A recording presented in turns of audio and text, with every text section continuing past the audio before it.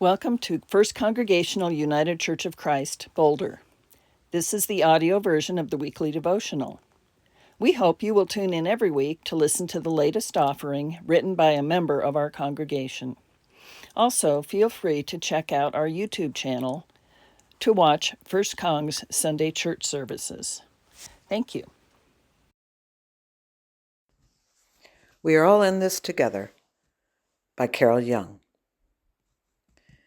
Jesus was totally nonviolent and calls us to practice and teach gospel nonviolence and welcome God's reign of peace and nonviolence, which means from now on, we work for the abolition of war, poverty, racism, gun violence, the death penalty, nuclear weapons, environmental destruction, and all violence, writes Father John Deere. Last September, I had the privilege of attending an interfaith conference on gun violence prevention. This community of individuals from around the country was similarly grappling with our country's gun violence epidemic. One of our speakers was Father John Deere. He has committed his life to nonviolence in all forms. As he spoke about the need to address this issue, he held up a drawing of Jesus breaking a rifle over his knee. Since that day, the image of a nonviolent Jesus has stuck with me. It's been almost 10 years since I first became aware of what Father Deere labels, quote, the long-haul struggle that requires all the love and energy we can muster.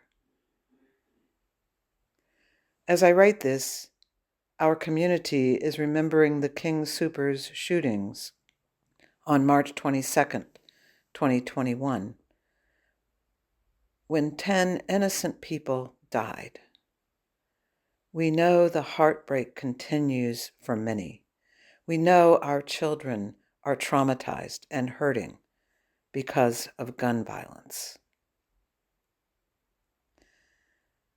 When Everytown's research and policy arm compared gun policy across the country, they scored every state on the strength of its gun laws.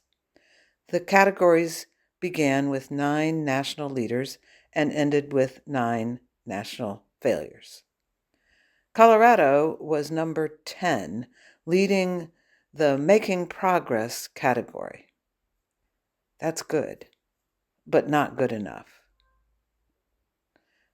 At First Congregational, our collective action network and our rapid response network of our gun violence prevention ministry are working hard with Colorado's legislators to create laws that acknowledge the rights of individuals to own guns while demanding that safety for all must be our goal.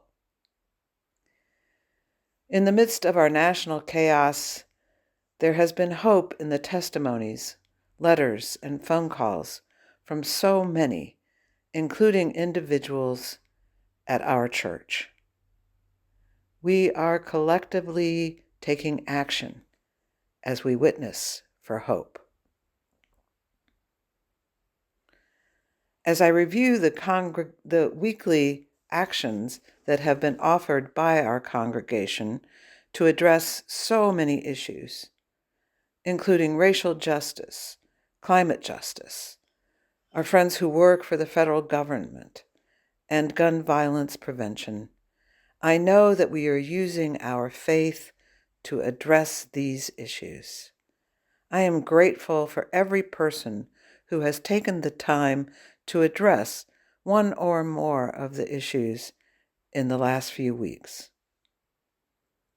My prayer is that we continue to make our voices louder and stronger so that our work to end gun violence through nonviolence becomes a reality. Yes, it can be a long haul, overwhelming.